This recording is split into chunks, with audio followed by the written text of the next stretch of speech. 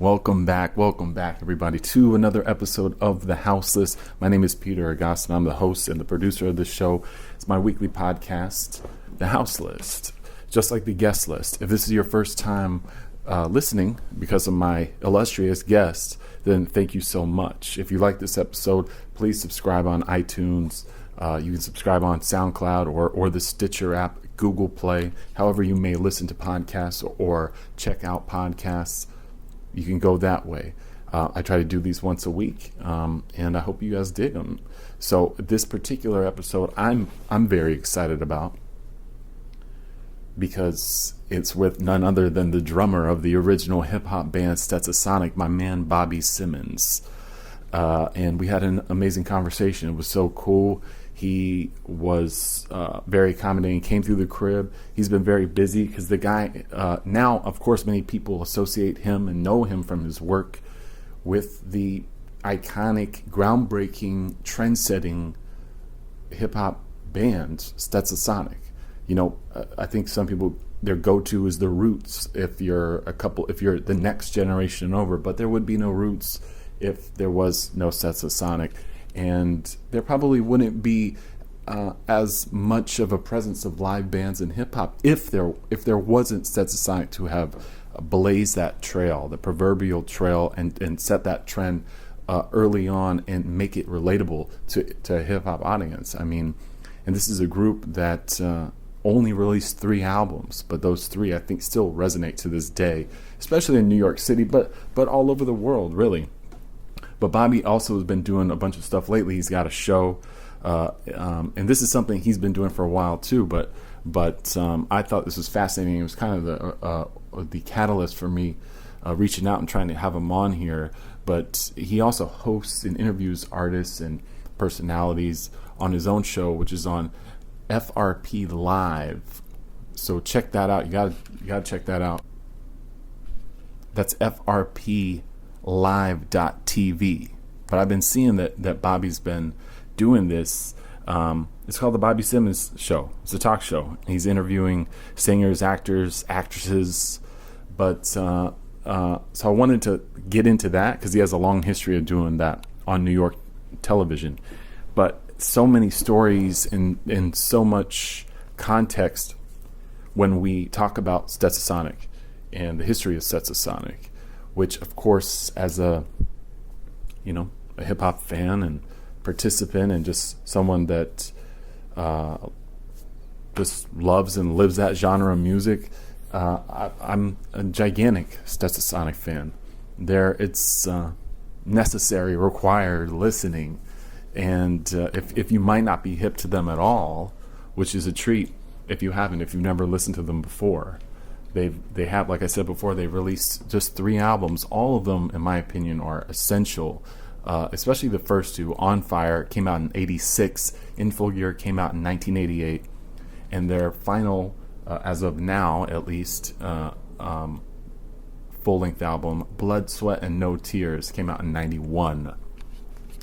So crucial singles in all of these, of course, talking all that jazz, Go Stetsa, On Fire, No BS Allowed, Sally, and we open the show with this interlude, Go Brooklyn, and that itself, those vocals, and we actually, Bobby explains to me how that was recorded later in the conversation, but that's been sampled time and time again. In fact, you can go to the Barclays Center down the street from where I live, see the I was about to say the New Jersey Nets, the Brooklyn Nets, and hear that in the place, in the arena. You step inside the arena and that's what you hear. And that's the fellas from Stetsasonic on the mic saying that.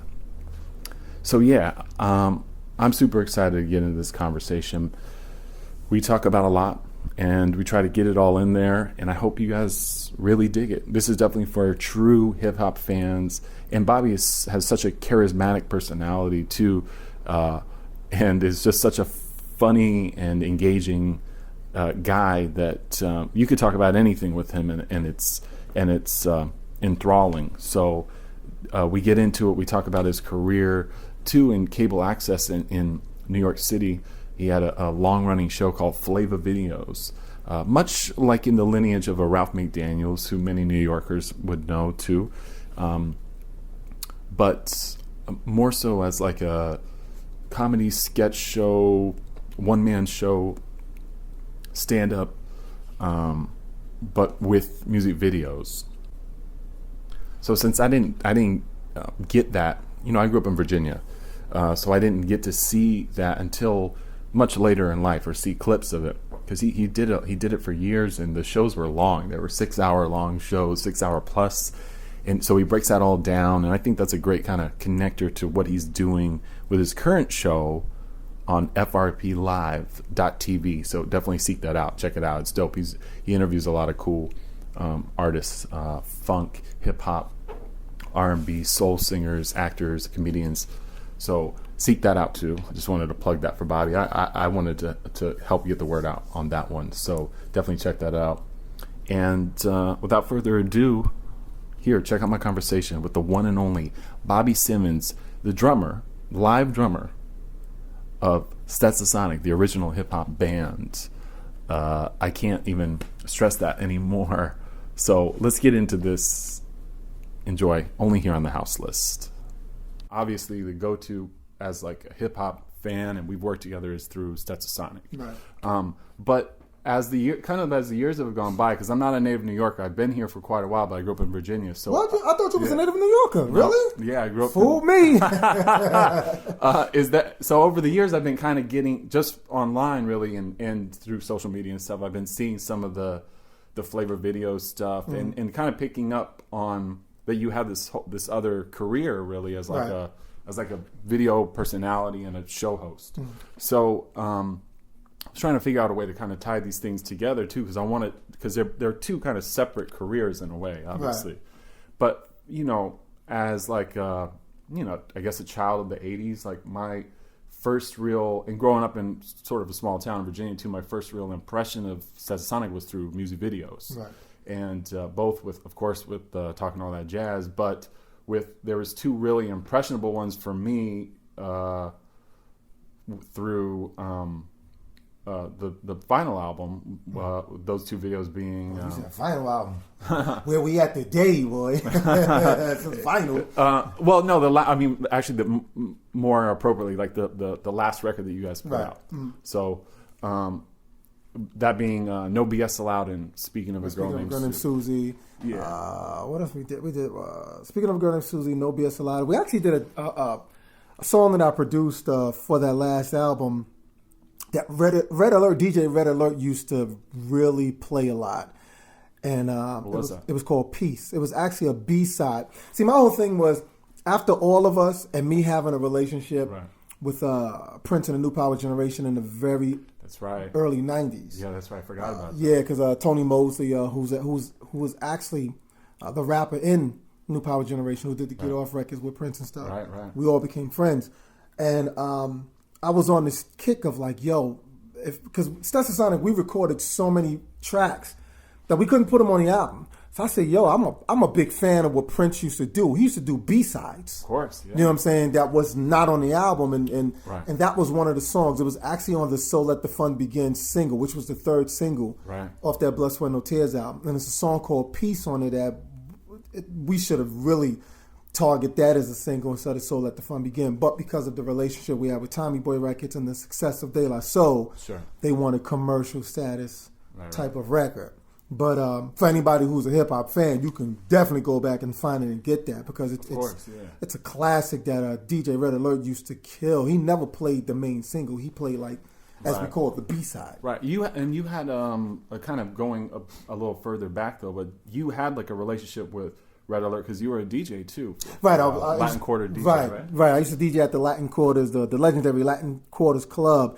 I actually got hired by a young man by the name of Paradise Gray. Yes, of course. Who used to or still a part of the whole X-Clan movement. Right. And he actually have a book out, to be exact, called the Latin Quarter book, and those photos I provided, most of those photos. Really? Yeah, because I got a library of I don't want to say I'm the library king, but anything from the 80s that I was able to keep my closet is just ridiculous. Were you taking snapshots with your own camera? Or collecting them from I was collecting them from other people who was taking photos of me and someone else. Right. And then I would say, well, hey, if you don't need them, just pass them to me, during then, not later, like during that moment. Yeah, in the moment. And I would keep it, just kind of put it a part of an archive and stuff like that. Yeah, I can tell even with the show, too, with the video show, it's like, you're obviously like cultural preservationist too, because you're interviewing people and you're coming from an angle where you're bigging them up, you're propping them up, but also like you're a fan and knowledgeable about their careers and stuff. I'm talking about even with the most current stuff too. Right. So I can see how even back then,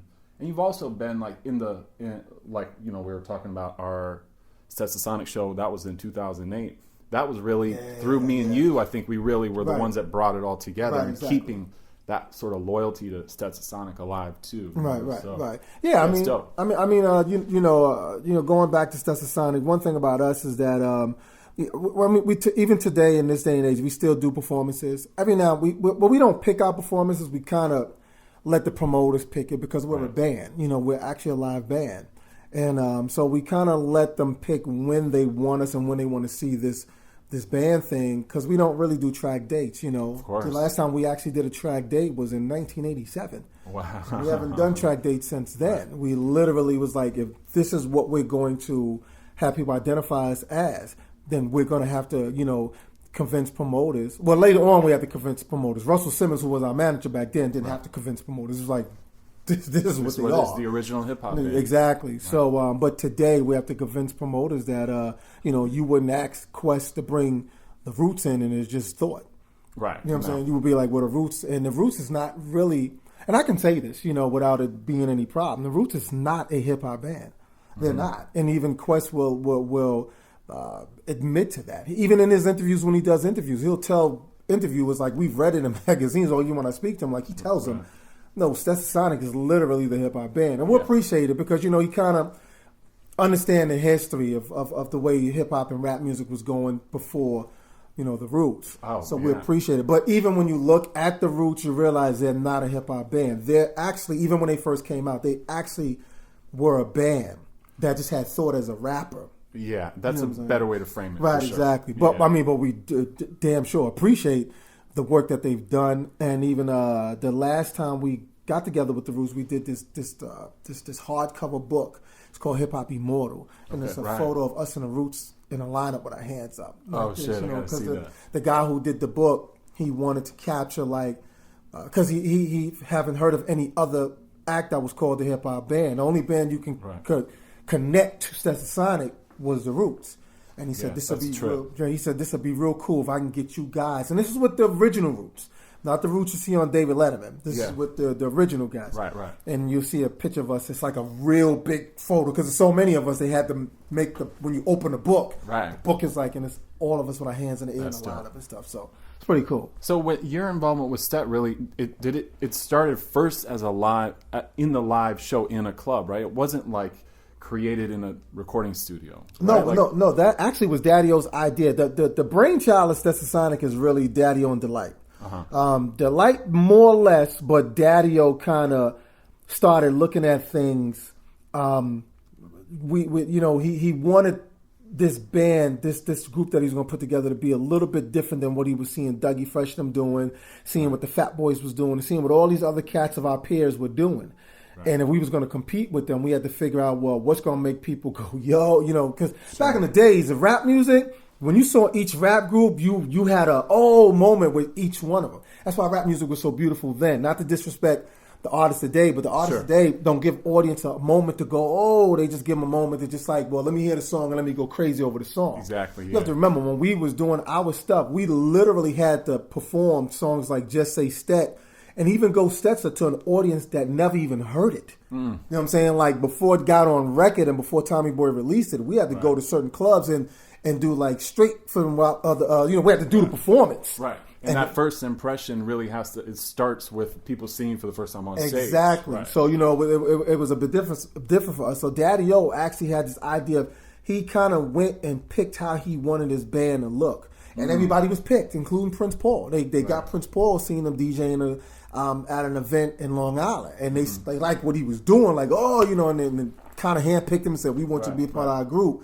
And the same thing with DBC when they got together with DBC Upstate and saw him playing keyboards and saw some guy rapping while he was playing keyboards. Oh wow! Like, this is cool. Like, yo, let's handpick DB. Right. And then I knew the guys because we lived in the same neighborhood in Brownsville in Brooklyn. Right. And I was actually on tour when Stet started, when they were starting the Just Say Stet record. Really? So who were you on tour with? I was on tour with Natalie Cole. I was Natalie Cole's cool. drummer. And we was doing the jazz festivals back then. So when I came home, I had some other dates I was going to do. Those dates were kind of spot dates. Sure. So when I came home, they was like, yo, Bobby, we want to do this live thing. We want you to play drums because this is what we're doing now. We're going to record our stuff with drums.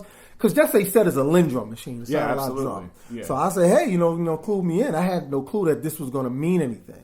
And we actually did our first show at the Latin Quarters with a live band. What was that experience like? It was kind of crazy because people like Chuck D and all of them, who else was that there? And I think Melly Melnamore was there flashing them. And it was like, to them, they was looking at, what are these guys are doing? What is this about? Well, they have a drum set. Yeah, what are y'all? Some new, what is it? Some young, they was comparing us to the rap or the musical artists that was out there, like Nucleus. They had records like Jam Morton. And Nucleus and them, they weren't a hip-hop band. They were... Sure. They were a bunch of musicians who rapped on their records. Yeah, interesting. They weren't a band. And if I can say this real quick, hopefully to put this out to your podcast audience who listen, let me just make it clear to people what the hip hop band is. The hip hop band literally is where, if you listen to all our albums, well, maybe not the later albums, but all our albums, you realize that we used what we had to make the music. Right. The On Fire album is literally no samples. The On Fire album is literally live drums, Paul scratching, and guys rhyming, and Wise doing the beatbox. There's no loops, no samples. I mean, we probably had Paul scratch a record. Right, but there's some drum programming involved. The drum programming was only on My Rhyme and Just Say Stet. Everything else was played live and was played through, back then we used to use these pads. Right. You know what I'm saying? To get the sample, maybe a drum sound from a record that we thought was hot. Right. Oh, we need that sound, and it would be played like they were called octopads back then. Yeah, you know what I'm saying? And we would play it on it, but that we literally utilized everything that we were about in our position. I was a drummer, DB was a keyboard player, and Paul was the controller with scratches. Nobody played guitar in our band. Sure. So how do we get a guitar sound?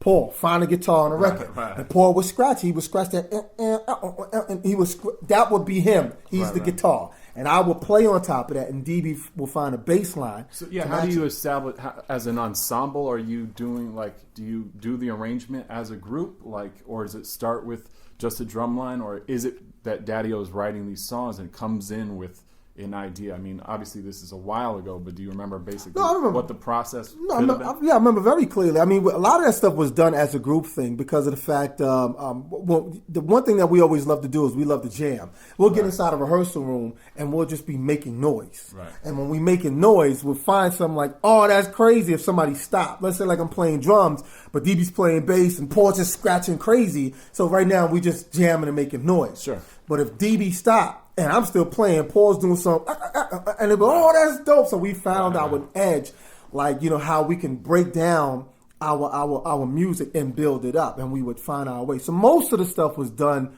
through jam sessions. Anything else that we did, particularly on the Info Gear album, was pretty much ideas from everybody, Delight ideas, Paul's ideas. If people remember on the Info Gear album, pre-De La Soul, one of Paul's... what we call it Paul's his out of mind kind of track. Because if you remember the De La Soul album, everything was like, oh, this is crazy from the introduction to everything. Exactly, yeah. And Stepfully Insane. Yes, yeah. Is a total nothing but a Prince. That was not produced by Daddy-O. Was not none of us. That's definitely a Paul track. But in the moment where you guys this totally makes sense for this record, or Paul, you should do your own thing for this project. Yeah, because Paul was a nutcase. We was like, yo, because most of the time, and we can say this now, there was times where Daddy was like, "What? You get out of here? You crazy? No, that is more." But then as Paul unfolded it, it was like, yo, this is crazy. And even got to the part where Daddy was like, we don't even need to rhyme on this record. This is just an interlude. Yeah. Because we liked what other groups prior to us, not in hip-hop, in R&B and funk was doing. If you remember the Earth, Wind & Fire Gratitude album, they had an interlude. Their interludes were insane. They're beautiful compositions. They might be like 30 seconds long or a minute long. Exactly. Right. And that's interesting. And that's what Stet for the Stephanie Insane was. Dope. And then we did it again where I produced a track called The Hip Hop Band.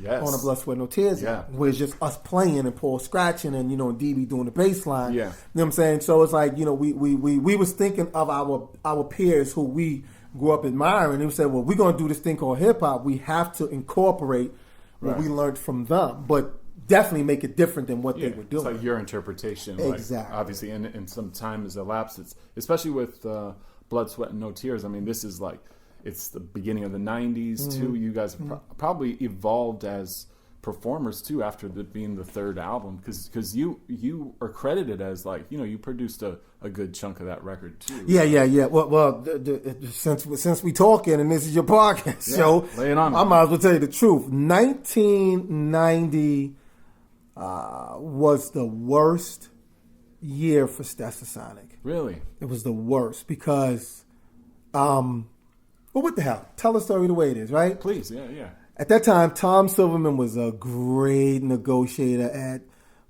pinning everybody against each other. Let's be honest. Right. The whole time we was on tour with Public Enemy and Run DMC in 1988, the entire summer and the entire winter, because we toured that entire summer and winter. Incredible. Nonstop. We went to Europe and came back, and we went back out on the road. So multiple legs throughout that Exactly, yeah. And all we heard on that tour bus was that De La Soul album. De La Soul album wasn't out yet. This is 1988. Right. Paul was working on it. And we were all working on projects. Paul was doing De La Soul's album. Daddy-O was doing Audio 2. And I was working with this kid who was just coming out. His name was Uptown, who just got signed to Tommy Boy Records.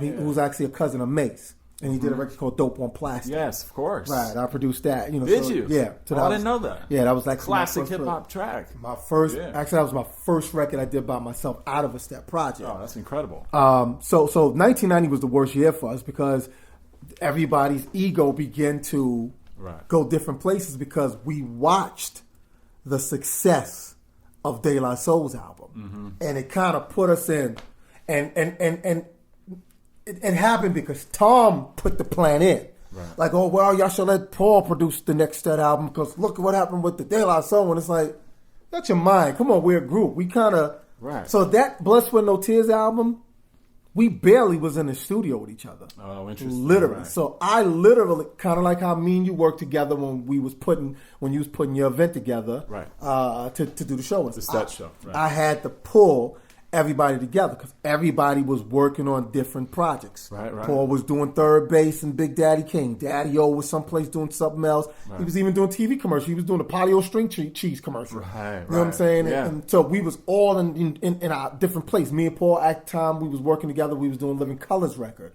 The Funny Vibe record. Yes, Funny Vibe. Great record too. Yeah. Right. So it's like we were all in different places. So everybody was getting beside themselves with each other, except for me and Paul. Me and Paul kind of kept a good relationship because Paul knew I had this musicianship because I was a musician. I mean, you came into the group already an established artist, to a seasoned playing, musician. Right. So at that time, we was just all over the place. Right. So I had to keep Tommy Boy and Tom and them quiet. I had to push this album to just say, okay, here's a project. Here's a project. And majority of the album was really taken over and handled by me. Because Tom and them was rejecting everything that Daddy-O and everybody was they was like, they was looking for Paul to be the savior for the next album. Songs and ideas were being like submitted to the label. Right. And it was like, and they was really looking at us at being what Daddy-O used to say, and he was rightfully right, and Paul even agreed. They was looking at us to be this clown act, and we're not a clown act.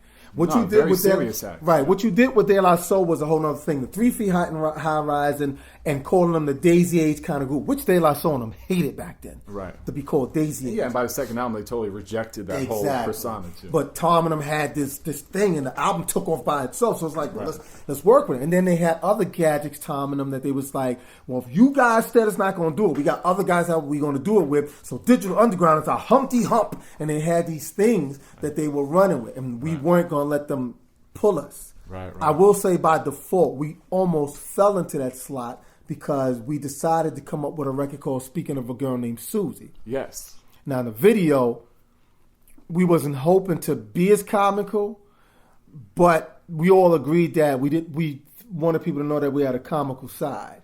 Yeah, and it's a very comical video. Right. Video. You know, and Tom and them was like, oh, yeah, this will be the one. And they like that. Right? Yeah, you know, it's like, but we weren't against it. We just didn't think like that's where we wanted to be.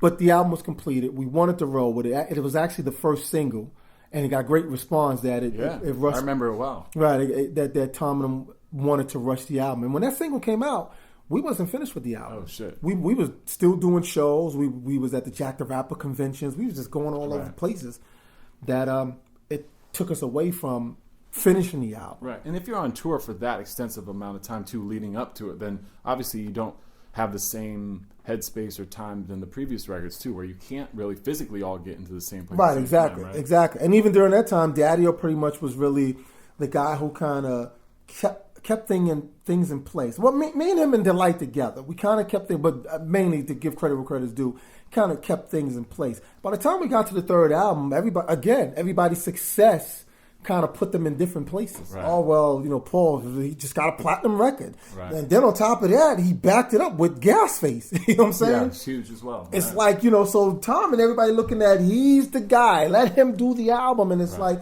we was like in his place. And again, I will speak for Paul. He himself was like, no, come on. What we've done with Stet, there's nothing wrong with what we've done. This is a different thing. This is my baby set. Sure, right. Stet set is all of us, so we can all participate.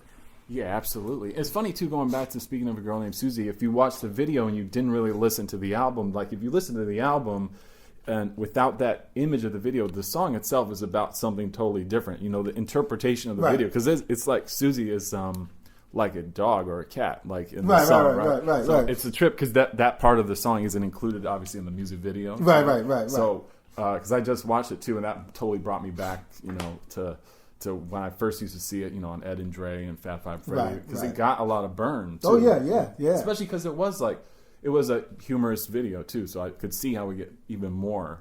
But another great, going back to the videos, too, I always loved No BS Allowed, because it was like, it was that rare live concert video, which beside like maybe Run DMC, I don't think there was really a lot of those type of videos. And when we showed someone playing on stage, right? And when we did that video, we literally were on tour. Where was? Do you remember? We were in Norfolk, Virginia, when we did that video, and we were on tour. I was about to say we were the headliners. No, we weren't. We wasn't the headliners. Stacey Lattisaw was the headliner. Whoa, really? She was the headliner, and I'll never forget that.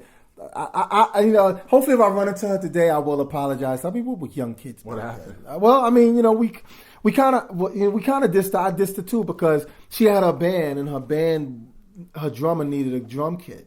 And I was like, no, I'm letting use my drum set for. Right. You know what I'm saying? You're a drummer, you're supposed to come with your kit, and you don't have no kit. Right. Too bad. She was headlining too. Right, she was headlining the gig. So we wound up coming. Even more reason not to let them. Right. So we was and plus we were shooting our video. We shot that video all morning, from the morning to the concert. Because some of the shots that you're seeing there's no audience in it, because we shot it in the morning. Sure. And then the rest they shot during the concert. Yeah, because it does pan over, or there's shots of the crowd. Right. But I could see how, with the video, you can't just do it all in one take during a live show. Too, I remember when we shot that video, we started from the morning until the night of the concert. Wow. Because they needed to get, those kind of shots, live shots, and then obviously they recorded the entire concert when we did that show. And then when we did this allowed. So, what you see of the response of the audience is what it is. It's real. Genuine, yeah. Right, but I remember we shot that video from 8 in the morning until the concert.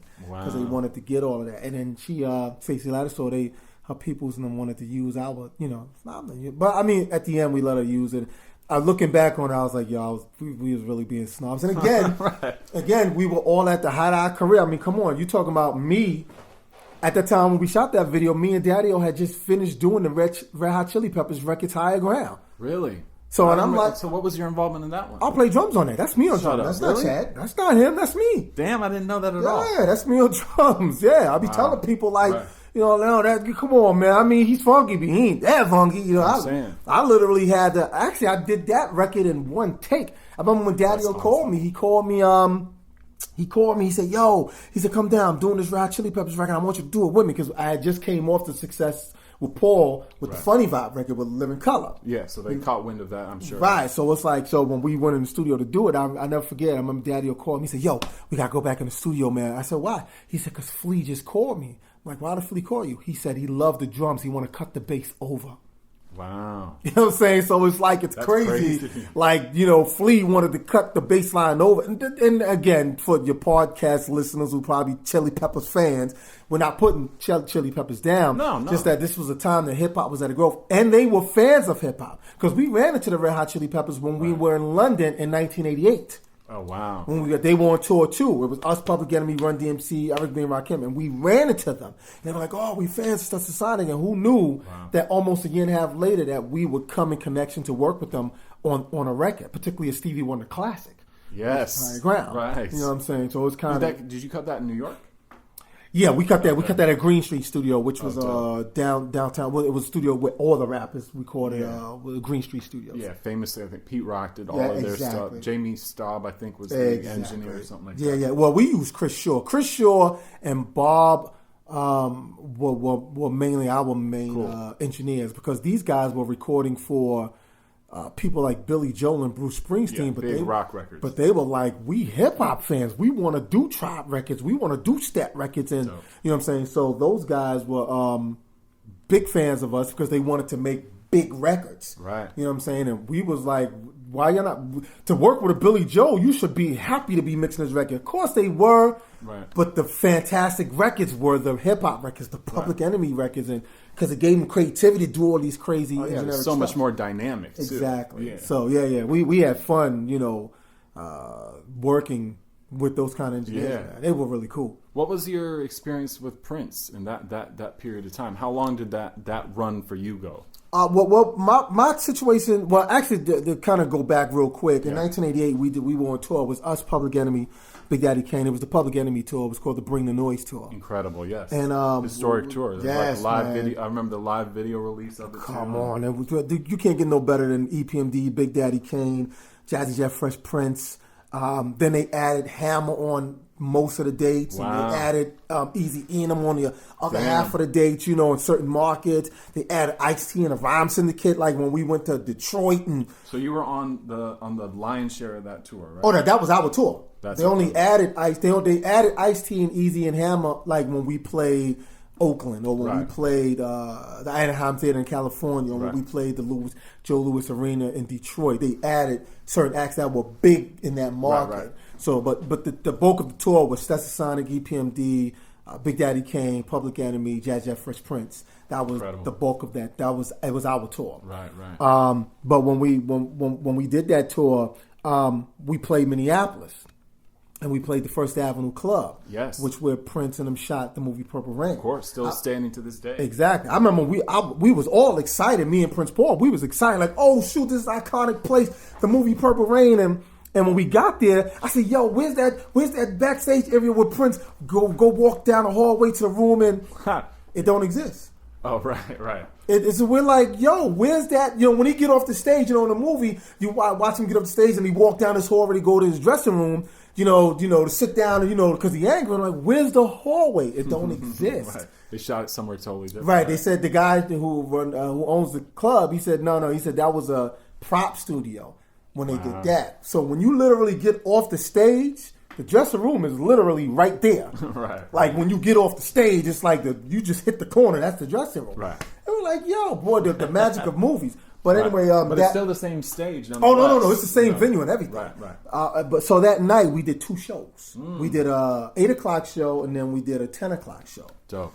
And we was told that Prince was coming. And we was like, get the fuck out of here. What are he come on, stop playing. Right. What are you going to come to this hip-hop show for? And I'll never forget, it was snowing that day, too. And it was in December. So, we came on and we performed, and somebody told us Prince was in the building. And we was like, get out. So when we finished performing, we had this guy, he was our road manager. His name was Mitch. He don't care who you are. I mean, he wasn't a disrespectful guy. Right. He don't care if Michael Jackson was in the room. If Michael Jackson was in the room, he don't get starstruck. He's literally one of them dudes that's like, he'll walk up to Michael Jackson, hey, excuse me, security dude, this is Michael Jackson. You ever heard of the hip-hop band? Like, he was our biggest cheerleader. Cool. That he didn't want nobody to not misunderstand what was in the making. So he literally walked up to Prince and his people and was like, yo, Prince, I want to introduce you. This is the original hip-hop band. Like he didn't care he was Prince. Like, most people were like, excuse me, He just didn't care. Right. He wanted Prince to know who we were. That's dope. And he walked up to him, and the guy, security guy, was real nice. And he was like, he said, y'all introduce Prince to the guys. And he introduced us to him one by one. Oh, shit. And he shook our hands and stuff like that. And my whole thing was like, yo, where do cats go to jam at? And that's what struck Prince's curiosity, because he just kind of thought we were just a bunch of hip-hop b-boys that just walked across the stage and we had no interest in anything else. He had no idea that myself and Chuck D, we were these musical type of guys, that we wanted to be in places like, we want to see other musicians and other artists, and that kind of struck him. So as the years went by, not even years, mainly maybe a year later, I was able to connect back with Prince, because I became great friends with Tony Mosley, who was a part of Prince and the New Power Generation. He was the guitar player and he was the rapper. He actually wrote My Name is Prince. He wrote the raps to My Name is Prince, and he wrote the raps to Get Off. Yeah, which are gigantic records. Exactly. So even to this day, me and Tony are still friends. Like, we speak to each other. Actually, you want something for your show? I'll give you a story for your show. Yes, please. When Prince died, Tony didn't even know. I called Tony. Oh, wow. Because of the fact that if something was being said about Prince, he was my go-to guy to see if it was true, if it wasn't true. Right.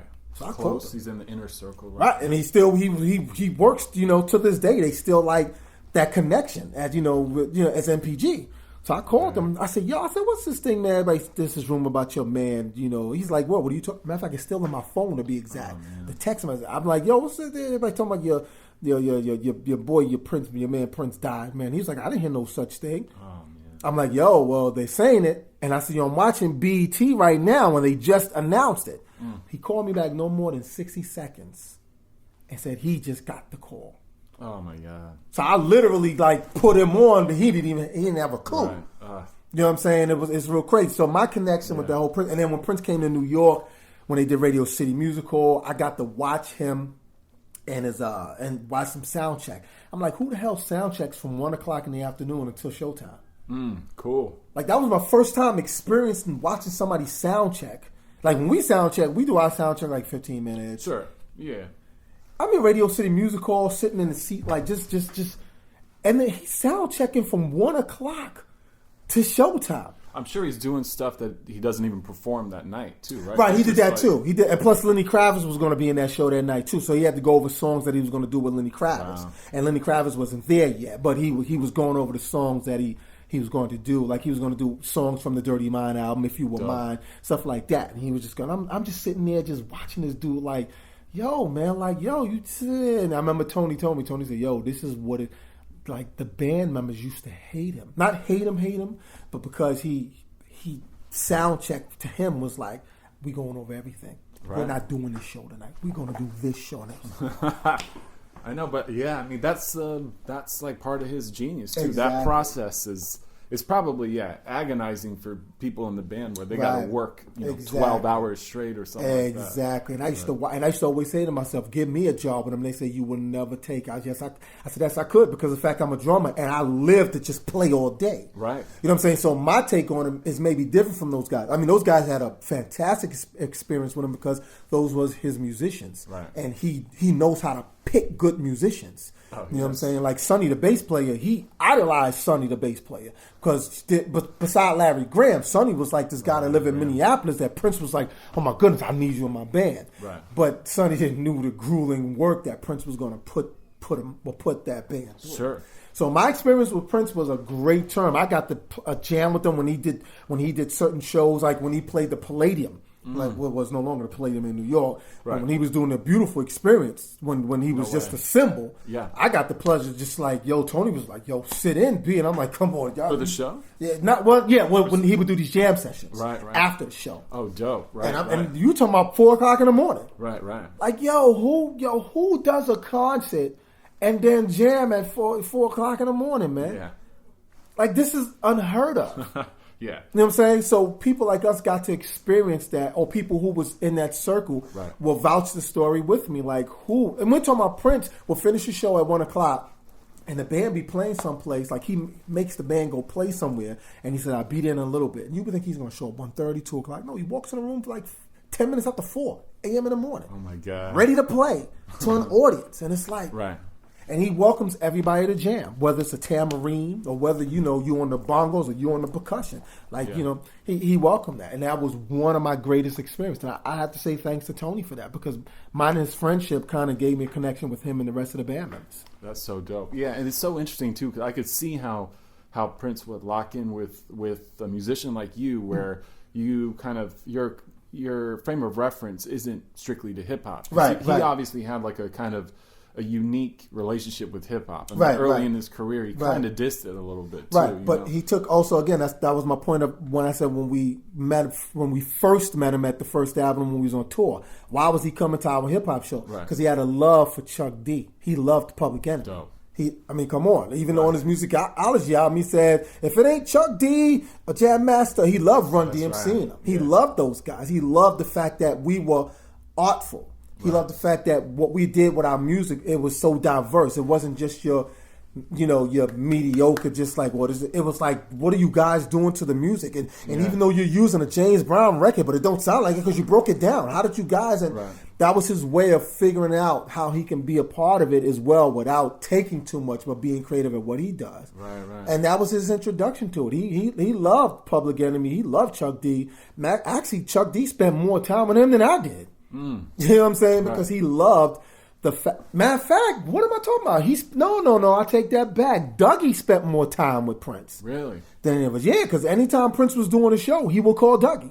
Interesting. He would call Dougie Fresh. Yeah, he's obviously another incredibly dynamic performer too. Yeah, clearly. Yeah, so I take that back. Dougie Fresh spent more time with Prince because whenever Prince was doing a show, he even said it on his record. He said, it's over the musicology. He said, Dougie got to be there, but you got to call him. You know what I'm saying? It's like he loved those dudes that were innovative, those rappers that was innovative in their music. Right. Dougie was one of those guys. Dougie was innovative with reggae and doing the beatbox and doing these styles in his music. And he loved the fact that. So I take that back. Doug spent more time doing shows with Prince than but that just goes to show you he still had the love for all those cats. The one thing I told my guys when I was hanging out with, matter of fact, I invited Daddy-O came to that Radio City Music Hall show that he did because I invited Daddy-O, or Tony invited all of us. Right. And only me and Daddy-O showed up to that Radio City Music Hall show. Right. And in Prince, we had no idea that this guy knew, talking all that jazz. Right. We had no knowledge that he even knew a song that we did called Sally. Right. We just thought that this was passing him by, and it didn't pass him by. So we were happy at the fact that he acknowledged the fact that we were the first act that even incorporated jazz or even the word jazz in our music. Sorry to all the other rappers who did it later on. Right. But we literally were the first group to incorporate that. Oh, big time. I mean, that song is, was instrumental in breaking that whole concept open and making a statement about sampling too. Right. So big shout out to Guru and them. Well, rest in peace, Guru. But big shout out to Premier and all those guys who wound up tagging along later after we have done it, and Tribe Called Quest who spent days in the studio with us anyway. Before the album was even, they spent time with us in Calliope Studios, just watching us do our album with the Jungle Brothers, and because we all did our albums in the same studio. Right. So the big shout out to them. They've taken it and done it well. We're not saying anything bad about them. And a Tribe Called Quest, any Tribe Called Quest record, even till this day, got that jazz influence is like remarkable. Absolutely. You know what I'm saying? So Q-Tip really perfected that vibe. Exactly. So that's not to take away, but we took challenges and and even to the fact the record Talking All That Jazz, we defended all the rappers because at that time, people like Gladys Knight and James M. Toomey and all that they were dissing us big time. They were calling us not talented. They were calling us not creative. They were saying what you're doing is stealing.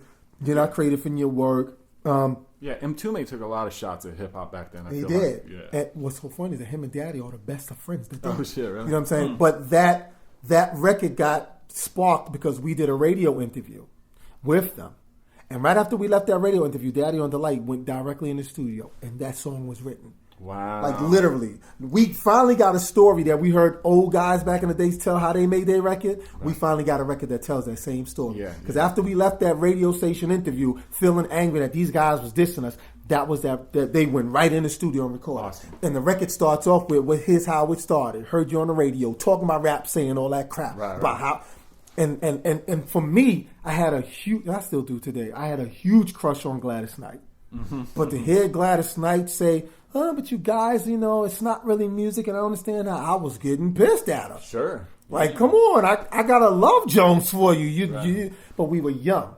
Yeah. You know what I'm saying? And they were probably threatened by your success. Of course they were. Rap music was taking over. Black radio was changing quickly. Yes. You know what I'm saying? Like, it was infuming rap and R&B together. Your Al B. Shores was created. Your Guys and Teddy Riley was created. Your Keith Sweats was created. It was making a turn. Big time. You know what I'm saying? It was kind of slowly pushing the Gladys Knight and them all a little bit out. And then James M. Toomey. But James M. Toomey got hit. He was able to connect with the hip-hop cats and learn to grow and develop with them. So he kind of caught on later, but in the I wonder if he caught... Do you know... Do you remember the immediate reaction from some of those artists from that record in the moment? Like, did you catch flack for that record when it first came out from the older brass of funk and R&B artists that you were taking aim at? Like, do you recall there being blowback from them being like, this record is aimed at us? They knew it was definitely aimed at them. A lot of them had some beef with us because of the fact that, I'll give you a perfect example. Right. The bass line of Talking All That Jazz, the record it's called Expansion. Right. It's by this young man by the name of Lonnie Smith. Yes. We met him. Really? We met him when we was making that record. And, of course, we wanted to get the rights to use that. So you need to clear permission. We loved the bass line because we thought the bass line had to be the craziest jazz bass line ever. Yeah. Now, of course, we went in and said, well, if that takes the case, we'll just create our own. And I think the one we created wasn't bad, but just that boom, boom, boom, boom, boom, it was like... It's infectious. It's something, and we was like, look, we don't have a problem in paying for this. Let's make an example. It's called Talking All That Jazz anyway. Right. You know what he did to us? He said, let me hear what y'all did to it. We played what we did, what we was using for it, and then he gave us a price. Okay. He gave Tom Silverman a price. He said, here, young bloods, he said, this is what I want for it. Y'all take it, it's yours. He said, y'all do what y'all doing something different with it now. His attitude was beautiful. We just thought we was going to pull teeth, and he heard it, and he was cool. He was like, this is really... He said, the way y'all did it, it's nothing than what I did it. Mine was faster, and it was more percussionist and very 70s driven. Yeah. He said, the way you guys did it, it gave it a dance, and it gave it a whole nother... He said, he gave us his price. Tom and them paid for it, and he said... Take it. So, yeah. Do what you easy. Y'all done already took it to another level. Y'all go ahead and take it. Yeah, that's rare because that he would appreciate it too, perhaps. Exactly. The artistry involved. And we was like, whoa, and to this day, we loved him for life because it had to be one of our most commercialized record that had a message that defended rap. Right. That defended rap music and the rappers. And I tell rappers from our past and even our futures, I said, y'all talking all that crap right now. Wow, talking all that crap. Y'all talking all that mess right now that y'all don't realize that when that record was out, we defended y'all without using any curses. Oh, yeah, absolutely, yeah. And it drove the point home because you got to take into consideration, because it was such a popular music video too, that it really hit middle America. Exactly. Young white kids watching MTV. Exactly. That they had no idea about what sampling was, who Lonnie Liston Smith might be, and just any of the reference points. They just got this. Like, this is obviously impactful. These guys are at the steps of City Hall. They're making a statement, and there's this. It was very visual music video too. Right, exactly. Yeah, exactly. Big shout out to Fab Freddy who actually directed and he shot did. it. Oh, okay, cool. Yeah, he shot that video. And my man Koti Mundi is in the bar. Oh yeah, the bar. Yeah. I interviewed him for this podcast months ago. Yeah. So I mean, we had a great time, man, and we later on wound up becoming great friends with a lot of those artists. Dope. Because we showed them that we were more than just a rap act. We showed them that we were more musically inclined. And when they saw us working on these rock records, they was like, oh, these guys, they more than just rap. These guys are really a part of what we're a part of. So we proved our point. Right. I'd love to talk a little bit about what your musically and what your life was like before Stet, like how you even got picked up the drums. Because if you were gigging and I guess even touring right before getting into it, what were you doing like growing up? Like when did you pick up that instrument? Were you taking lessons? Did you play in school or something? I didn't take lessons. Actually, I learned to pick up the drums because my brother's a musician. He plays guitar. He played with Sister Sledge, Manhattans. He played with a lot of the groups from the 70s. So him playing guitar, I took a liking to drums, and I will say this story every time I do interviews. I've done a lot of interviews, and this story will stay the same. Okay. I taken a loving to the drums, liking James Brown breakbeat records, but it wasn't James Brown drummer Clyde who got me to want to play drums. Okay. It was Diamond from the Ohio Players who got me, because I always wondered how was he doing this fast thing on his kick. Right. Like he would play drums and you would hear him do like with just the kick. Right. Does he have two drum sets? And I saw him one time play, and he had one drum kit. So I'm like, how's he doing? Did he have that? A double? No, he didn't have a double. He didn't have a double pedal neither, because I actually checked for that. Right. It was 1 foot, and I was like, and I wanted to learn how he did that. It took me a while, but I learned how to do it. Is it just being that fast? With yes, and your pace, your timing, because how you play and how you want to do, your timing, how you do it. And he was the guy that got me. So I learned how to play drums, practicing every Ohio Players record I can learn. Learning James Brown records was easy.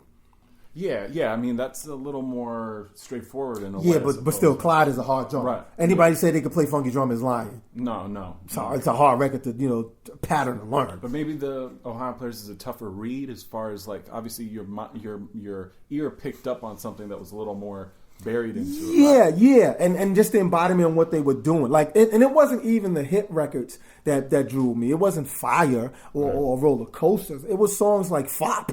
Mm-hmm. You know what I'm saying? Like with the beginning where it goes boom, bop, boom, boom, bop, and it's like, yo, how's he doing this? Right. And I wanted to know how he was. It was those records, or like Sweet Sticky Thing. Mm-hmm. Those records kind of drove me to like, yo, how's this guy playing? And it was a need for me to learn. I didn't go to drum school. My father took me to a drum class. It was a friend that lived in our neighborhood. He said, oh, if your son want to play drums, you can go to this drumming class. And they took me to this drumming class, and they give you this pad. It's this pad with a rubber on it. Right. And they tell you, you just hit the pad. And back then they called it Mama Daddy. Oh, really? So you do the Mama Daddy, Mama Daddy. Till you do your drum. Right.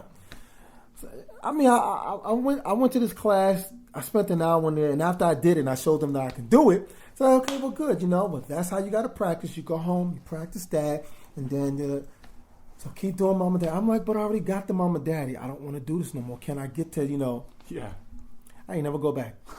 Yeah, you're ready to play pretty much right away, right? Right there. That one day, my father said, you going to go back next week? I'm like, no, I just want to, Right. So I got on my drum set and learned how to play everything listening to the records. And it was the Ohio Players records that the Diamond show taught me how to play. Learning everything else everybody else played, any drummers like New Birth Band, listen to New Birth or any other groups, was kind of easy after learning the Ohio Players. Earth, Wind, and Fire stuff was easy to play. Not easy, but it was easy to learn how to play. Yes. And once I got myself in a pattern of how each song is played and stuff like that, I knew that I was on my way. So I self-taught myself. So, and you're coming from a funk tradition too, right? Also, rest in peace to Junie Morrison too. Right, exactly. Yeah. So then, when did you start picking up gigs? That must have been obviously later on. I mean, you're how old were you at this point in time? Just like junior high? Well, I got my first gig, a paying gig, actually as a drummer. Again, picked up a friend of mine. He was playing with Natalie Cole, and at that time I was already I was playing around and about in local bands, but rap music was building, and Stetsasonic was building too. Right. Just Say Stet was the first record that came out. There was no album. It was just 45 single that was out, and Tommy Boy was testing the waves to see what this record or what this group is going to do. And he said, well, look, there's a couple of gigs coming up. Natalie's doing it. I don't know the reason why they fired the drummer, why the drummer wasn't there. But he said, look, you can cover the gigs. I know you can play. He's actually from our area. And he said, look, there's only a couple of shows. Pay a little bit of money. You make some money. You do some dates. And that's how I got the gig with Natalie. Funny thing about that Natalie Cole thing, though, is that Natalie Cole chewed the asshole out of me. Really? Yeah, man, because... She was tough? It wasn't that she was tough. Again, you're talking about a young 16-year-old kid. Yeah. Who...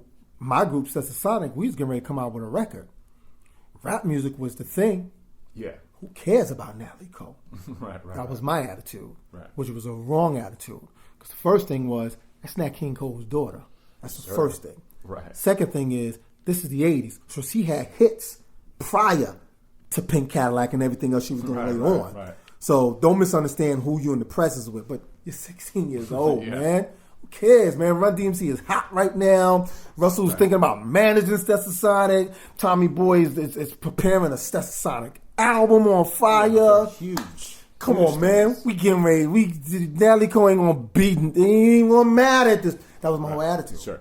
Now you're not gonna matter really. You know what I'm saying? Because we again, Houdini was hot. Fat Boys was hot. Right. Russell and them they was just preparing to shoot Crush Groove. Yeah. You know what I'm saying? So we was thinking this guy's getting ready to manage us. We on our way. Everybody, we hot right now. Right. Come on. Run DMC just walk this way with Aerosmith.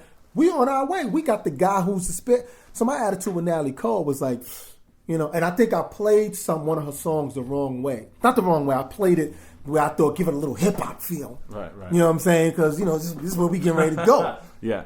And her whole thing was like, stop, everybody stop. Yeah, and she didn't want that. And this was her pre-cocaine days, so the cocaine could have probably spared her to G off for me. Right. You know what I'm saying? Right. But she stopped. Right. And no, I don't. That's too busy. I don't need you to be, busy, that busy. The song, and I got a little peeved. Sure. Like, yo, we getting ready to put out I'm telling you, we getting ready to put out a record. You know what I'm saying? Hip hop is getting ready to happen, and we getting ready to, quote, never forget her word, may she rest in peace. I don't care who you are or what group you with. When you in my camp, played the way how I want it to be played and how I want it to be sound. Other than that, drummers lined up right now.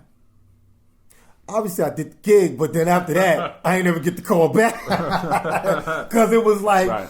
and I even said to myself after that, yo, that's the sign of thing about to happen. Or if I see her again, she's going to really be like, never bite the hands that could feed you for the future. Yeah. You know what I'm saying? So it was, again, learn lessons. Since that moment, I've also learned how to balance myself. Because I also got the opportunity to go on tour with Shannon, that's Shannon's drummer. Shannon Let the Music Play Out, who I still work with today. Yeah, I've seen, yeah. And then Lilo Thomas, who was an R&B artist back in the days who had all these R&B hits, did 3 albums.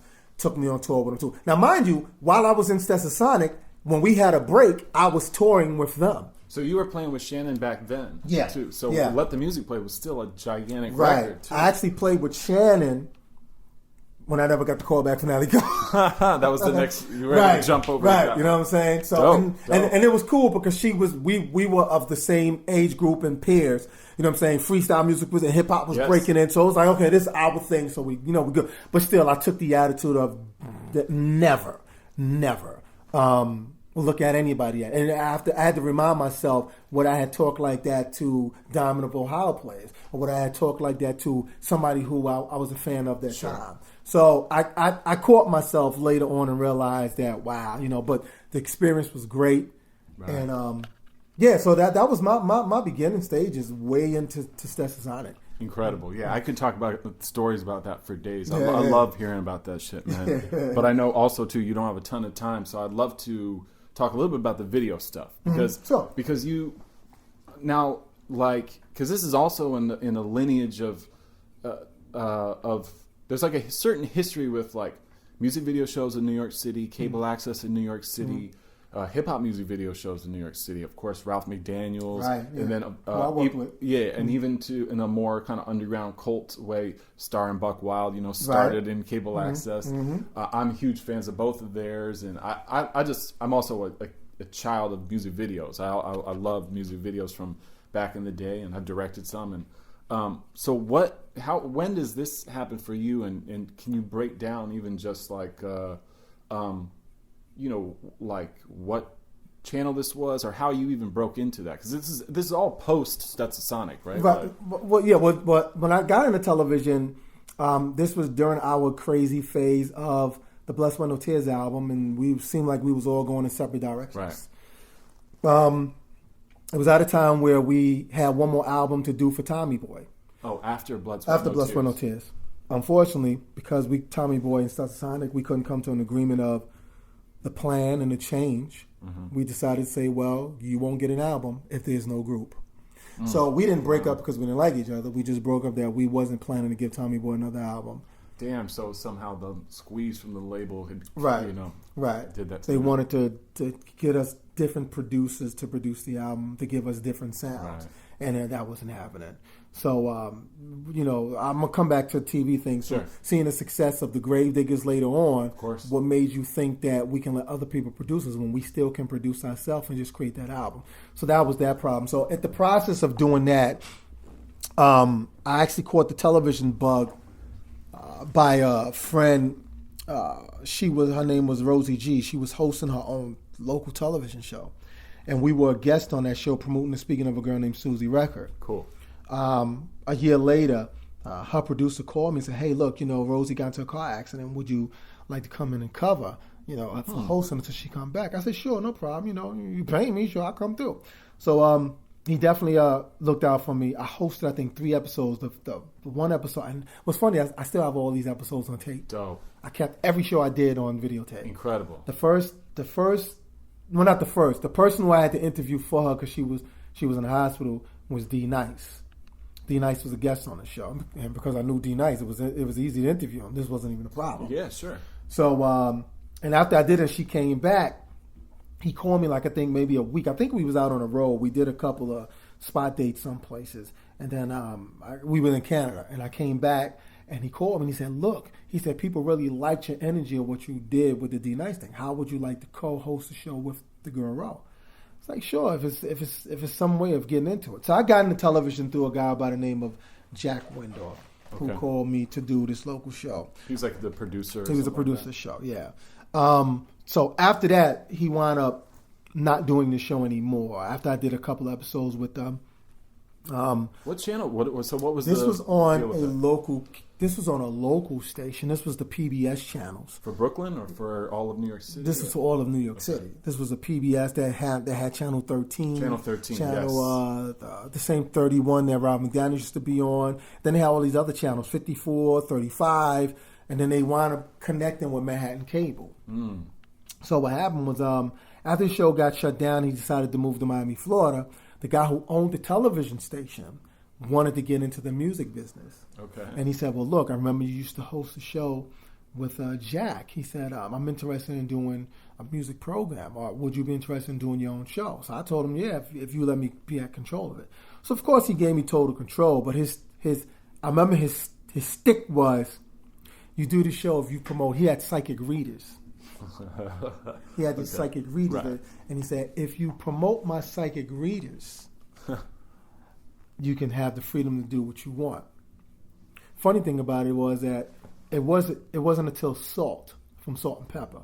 I had them as a guest on my show. And she said, yo, this is really cool. People calling in a request for videos, and they calling in for the psychic readers. She said, I hope you're getting a piece of that. And I didn't even think about it until she said it. And I had to renegotiate my deal with the guy, James Claddock is his name. Did he come to terms with you? Of course. I wound up doing that show. I wound up producing my own television show for almost damn near 10 years. Wow. I was doing that show. How was it? 30 minutes, an hour? Like what did it? No, I used to do flavor videos live. It wasn't a tape show. It was live. I would do that show Monday through Saturday, 3 p.m. to 7 p.m. I would take a break and come back and do midnight to 6 in the morning. Damn. Live. That's a crazy schedule. Live, no tape. I would literally, because he owned his own television studio. So he could do a live feed into the, That's what he did. We had a live feed going into Atlanta, Georgia, a live feed going into Miami, Florida, a live feed going to Channel 7 into Philadelphia, and then he had the live feed going to New York. So I had people in Atlanta watching me. That's how I was the one who introduced Trick Daddy on my show. No way. Because they were watching in Poke and Beans and Liberty City, all that in Miami, Florida. Dope. Same thing with Atlanta, Georgia. I remember T-Boz and them called TV. They said, yeah, we coming out with a record. We want you to play our video. I was like, okay, when it come out, send it to me. Who knew TLC will be the biggest girl group till this day? Right. So it was a cool thing, and I knew there was ways to make money. I made good money doing it, and it was a way for me to connect with people in the business. To this day, I still have this videotape. Mary J. Blige was introduced on my show. Really? My show, not anybody else's show. Right. And I've always checked. BET wasn't playing our video yet. Right. MTV definitely wasn't playing our video because she wasn't even a huge R&B black act to be playing on MTV. What's her very first video? It's not What's the 411, obviously. No, her very first video was You Remind Me. Yes, okay. And then her second video was Real Love. Real Love, okay. So when You Remind Me came out, it wasn't a huge success. So BET was like, well, we're not going to put it in really that much rotation. Right. I actually had her and Puff come down to the station. Dope. And I remember Puff said, yo, can I bring her? I said, bring her down. It was this girl named Kelly who actually was head of video promotions department. And they was like, yo, because they watched my show. They was like, yo, Bobby, we want to bring her on the show. I was like, bring Mary down, no problem. Mary had no idea that the show reached out to so many people. Right. She just thought it was a local show. Sure. And when you watch the videotape of me interviewing her, she'll say, does this show come on in Slow Bomb? And then somebody calls and say, hey, Mary, you watch your Slow Bomb? She was like, oh, I'm on the Slow Bomb. And it's like, she was like, I didn't know this show get all. I said, yeah. I said, Mary, this show's everywhere. We're on in Miami. I said, say hi to people in Miami, say hi to people in Atlanta, So Mary was literally the first. All those acts I brought, they all came through my show. Dope. Eminem came through my show. Me and Eminem did an interview together in the bathroom. On a tour. In a club or something? No. We were in a restroom, in the bathroom, Right. doing the interview. That's hilarious. And then when I finished the interview, I was like, all right, we're gonna check out this video, and we both pretend like we were taking a piss. And he was saying he was at the time he had just released the Slim Shady song. Wow. And he would sing it going into the video, wow. Peeing. So all those cats came through my show. All those groups came through my show. Right, wow. You know what I'm saying? So it was pretty cool for me. And you had a good relationship with Ralph McDaniels? Because obviously he played a big part in that too. Oh, yeah. Ralph McDaniels actually is the guy who was the reason why I decided to do it. Because, in fact, I worked with Ralph back in 86, 87. I did a promo for Ralph McDaniels for his video show. And I worked with Ralph during his show days too, like, work doing the promos or work doing certain drops for the show. Right. So, me and Ralph have a great relationship even to this day. Cool. You know what I'm saying? So Ralph is depth. I always tell people always say, oh yeah, Bobby, you're better than video music, but like, stop it. You have to understand. It's the same thing what Quest would say about us. Sure. It's like, there's nothing bad that I have to say about Ralph McDaniels because one, he gave me an opportunity to work with him. That's one. Two, he was the guy that introduced us videos that we wouldn't have never known exist. Right. He put a lot of people on too, and directed a lot of stuff. Right. And then on top of that, we have to remember, Video Music Box wasn't not only just a video show, it was a community program. Because Ralph McDaniels actually was a guy that went to all the communities to tell you what was going on, whether it was with the Al Sharptons or whether it was with whoever that was going on within the communities. Ralph McDaniels actually brought the Fresh into our homes. Because he went there and taped the whole concert. Right, yeah. So those who didn't make it to the concert, they got to see it through him. Yeah, that's a critical time to witness that. Exactly. Yeah. So I'm saying, I remember people used to always try to get me to pin me in. You could never get. Right. You can say my show was your favorite show. I don't care. I'll take the compliment. Right. But you're never ever going, because I've seen how Ralph built this. Right. You know what I'm saying? Like we owe gratitude to him because of the fact that MTV wasn't touching Divine Sounds, what people do for money video. Yeah, wow. Yes. They wasn't touching that. Yeah. Ralph was playing that. Right. You know what I mean? So it's like, I can't sit here and be like, well, Ralph, he faded out. And no, I can't say that. Right. Because he built that for me to even decide that, well, I want to do one of those. Sure. Come on. And it is an era where music videos were really, really important too. Right. I mean, they still are. In fact, they kind of have a second life now, I feel like. But in the late 80s and into the early 90s, mid 90s, people found out about groups and albums and singles because of music videos. Exactly. So many people. Exactly. And he was that guy. So I owe, and a lot of people owe a lot of, great tribute to him, because when we were home preparing our records, like the On Fire album, he was the guy that was showing us all this. We saw Houdini, before we got to perform with Houdini, he brought that concert into our homes. Dope. That we turned on the Video Music Box, and he did a whole segment, an hour show on, I was at this Video Music Box, Ralph McDaniels at the Fresh Fest concert, and he would show us the whole concert. Coming up next is the Fat Boys, and he would show it to us. Yeah. And we're like, yo, that's Nassau Coliseum, we're going to perform there. It's like, he's that guy. So my whole entire, my show was different. My show played music videos, but I used my show to be more comical. Yeah, you have like a one-man show element to it as well. Exactly. With the killer split screen exactly. stuff. Yeah. You were more like an actor, and doing sketches and because I wanted to. At the time, I was also coming up doing comedy. Me and Tracy Morgan used to come do the comedy clubs together. Really? Back in the 90s. You're doing stand-up? Yeah. Oh, I didn't know that. We used to do that back then. We would work the Uptown Comedy Club and work out our materials to see what was good. And I said, well, now that I'm doing this TV show, I can work it out here on the show. Yeah. Though there's no audience here, but I can know if it's funny. People will let me know by calling or telling me the next day, So I was able to work it out to see, how this thing works out. Yeah, what a platform, too. Right. So my show was way different than what Ralph was doing. Ralph was, even though I still was giving rappers opportunities to play their videos and to introduce to the audience, but Ralph's thing was really about, this is what I'm about. Right. My thing was I'm about the music videos, but after music videos, y'all gonna spend 5 minutes of listening to me talk stupid stuff or be funny or whatever, or try, stuff like that. Yeah, it was like it was like a personality. Exactly. It was a persona you were creating exactly. too. Because people can see some of the stuff on YouTube. It's like, but the split screen stuff is pretty inventive, like the jail sketch too, where it's like you're playing. It's taking like real there's a cinematic element where you're playing two characters simultaneously, dialoguing with one another. In a studio. That's dope. Like, what were you consciously writing sketches too, or like how did that? Yeah, I would put together skits after watching those skits weren't even written out. Those skits. It's all improv? Yeah, it was like literally me. I was watching because again I did the show live, so what I had to do was. I was watching this film. They repeat it all the time. It was called Scared Straight. It's a jail film. Kids going to jail and they want to scare them straight, not to go to jail. So after watching it, I knew that I had a midnight show, live show, the TV show, because that was my schedule. 3 to 7. I take a break, come back midnight to 6 a.m. in the morning. Right. So I said, I told my engineer, Ray, I said, yo, Ray, I want to do this skit. I said, I'm split the screen, and I said, I'm going to do one routine on one side, and I had to figure out how I was going to do it because I only did that in one take. Wow! I didn't do that like in a bunch of time. I had to do that in one take, so I had to figure out how I was going to do it. So what I did was I did the guy who sits down because he didn't have to say much. I see. Yep. You know what I'm saying? So I had to do that first, right? And then remember how.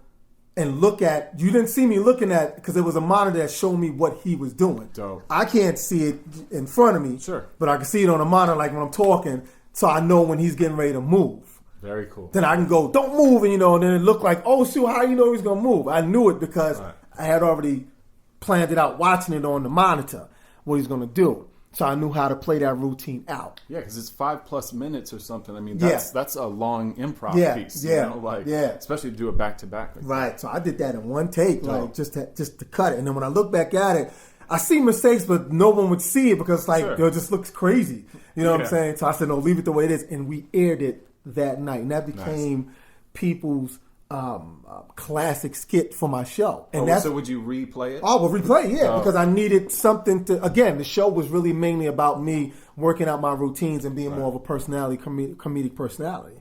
So that's my show. Again, was way different than Video Music Box. The only the same between me and Video Music Box is that we played videos. Right, I see. Yeah, definitely. That was it. Other than that, Ralph wasn't trying to be a comedian, or Ralph was a VJ, a DJ. Yeah, definitely. That was his thing. Though I had a hand in DJing too, because I DJ at Land Quarters, and I also was an on-air personality on WBLS. Okay, so I had my hand in all kinds of communication. But the difference between Ralph and me was that Ralph literally, he was a broadcaster. I wasn't a broadcaster. Right. You know what I'm saying? I jumped into this because of the fact I was in music. Right. And I knew that things that I could handle. Ralph has something that he actually went to college for, and he built a career on broadcasting. Yeah, and he has that air to him. Like, he's got the voice. Yeah. He's got he's like, you could see him doing the news. Yeah, that's his thing. And he did that. Like I said, his show would bring things in our home, what was going on in the community. Right. You know what I'm saying? And that was his thing. And that's what we appreciated from him. So I always tell people, as long as people can listen to me, I'm going to educate them about somebody that they know nothing about. So you can't talk about Ralph McDaniels if you don't know what he contributes. He contributed a lot. A lot for a long period of time, still continuously. Exactly. Yeah. So a lot of young kids who's trying to do video shows or they Instagram shows know that Ralph McDaniels did a lot. Oh, no question. And they need to respect him on that too. So absolutely. Yeah. So TV was fun. Did Biggie ever see you did the notorious? Yeah, he did. He did Give see me the that. loot. You did the split screen. Yeah. Give me the loot. Right? Yeah, he did see that. He saw it. And again, I always tell people, because people figure I've been in this business, I've met a lot of people. Daddy-O and Biggie were friends. Right, they did joints together. Right, they did the Junior Mafia record. Daddy-O got the project for him and Underdo. And plus, Daddy-O and Biggie lived up the block from each other on Putnam and Gates. Dope. Okay. Over there. So they could literally walk to each other's homes. Right. So I actually only met Biggie on 2 occasions. Okay. One at Daddy-O's video shoot of Brooklyn Bounce. Oh, nice. He was there for He was there. Yeah, he was there for that video. And then I met him at Daddy-O's house when Daddy-O was getting ready to go on tour to promote his solo record, There'll Never Be a Daddy-O album. Yes, I love that album too, by the way. And I remember he was at Daddy-O's house, and no, I'm sorry, no, 3 times. I met Biggie 3 times. Okay. I met him when Daddy-O was doing the Mary J. Blige Real Love record. Right. And Biggie cut that in Daddy-O's studio. Dope. In his house. And I remember watching Biggie cut that in 1 take. Wow. Literally 1 take. All that stuff. To look up in the sky, it's a bird, it's a all that. And peace to Daddy-O. Wow. 1 take. So my experience with Biggie, the only story I have to share about Biggie is that, and the fact that he was able, later on, maybe a year later, was able to see, and he also was a fan of my show too, because my show was on when he was doing his the Party and Bullshit record. Right. So my show was on. It was Baby New at the time. What was Baby New? That was the name of the show? No. It was pretty much at his baby stage. Yes, it was a new show. Yeah. So everybody that was from the hood of Brooklyn, they got it because it was free TV. Right. You know what I'm saying? So it was like, and if it's videos, some people just put it on and it'll just stay on. Exactly. And at the time, I used to kill only videos I had to kill. At that time, because I didn't really have a library of a lot of videos. Okay. So the only videos I had to kill was Keith Murray's. Okay. The most beautifulest thing. So that was just like that was like rotation. My constant video. I had to play a lot. Right. I didn't really, and R&B videos like Milestone and all, not Milestone, Brownstone and all these groups. Right, yeah. I didn't really have that much collection, so I had to develop a relationship with the record companies to let them know I had a video show. So yeah, Biggie did get to see Give Me the Loot and just thought it was crazy. Like, how do you do that? And I was like, well, I just learned each character. Right. And again, that was another video I did in 1 take. Dope. Because I had to know which character who was going to be who. All I had to know was I was the one guy, and the Robin was the motherfucking right, and he was that. Right. So it was easy to kind of figure how I was going to do it, and he just thought it was really crazy. Yeah. To this day, Diddy won't let me release it because of the license of the song. Right. But people, it's a classic to the people. Absolutely, yeah. Underground classic, and it just gives a cool visual to a song that, everybody knows the lyrics to that song, and immediately you have this visual of the 2 characters that Biggie created too. Yeah. So and that's what some girl said too. Some girl actually emailed me and said, I always wondered, was there a video to this? And she said, now I know that there is, your video. Yes. She said, because whenever I hear the record, I think of what you did. Right. You know what I'm saying? It's kind of crazy that someone can think of me of one of my favorite Biggie records. Because I heard that song before the album came out. Right. Biggie brought that over when we were going on tour to promote Daddy-O's album. I remember Daddy-O played it in the car when we was on our way to whatever city we was going to, and the album wasn't out yet. Wow. Biggie had just gave it to him and said, yo, D, listen to this, man. Diddy's going to release this. I think the release date was like in 4 months. Oh, shit. So it wasn't out yet. And I heard it. I said, who's the other guy he's rapping with? And everybody in the car said, that's him. I'm like, get the fuck out of here. I said, that's both of that's him. I said, oh, he did some Slick Rick thing. Right. You know what I'm saying? Because that's what Slick Rick used to do. Of course, yeah. He did it way better than Slick Rick. He did it like a character. Yeah. You know what I'm saying? Like literally. So it was my favorite when we were promoting the Never Be the Daddy-O's album. Dope. You know, and then after that, I never got a chance to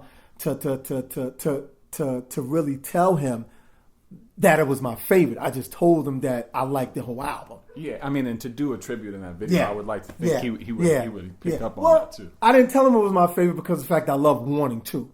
Right, yeah. I mean, there's a lot of favorites on that. Yeah, but I love Machine Gun Funk. That's a great record, too. Yeah. There's some. I mean, really, it's such a perfect album. Yeah, in so many ways. Yeah, so I was able to at least let him see that.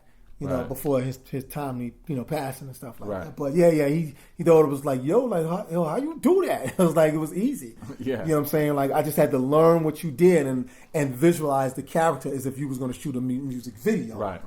This is how it was going to be. I'd love to talk. There's a couple things before we wrap up too. Mm-hmm. Is performing Go Stetsa live? Like, do you have any? Because that there's a whole story about that particular song. The classic Stetsasonic single. But I mean, in New York City, there's like a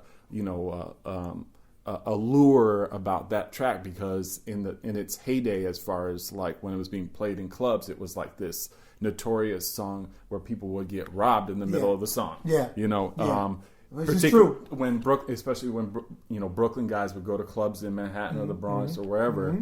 And I've interviewed other people and I've heard for years people always reference that particular song. Mm-hmm. And it's quite frankly, it has to be because of the way the drums come in. Right.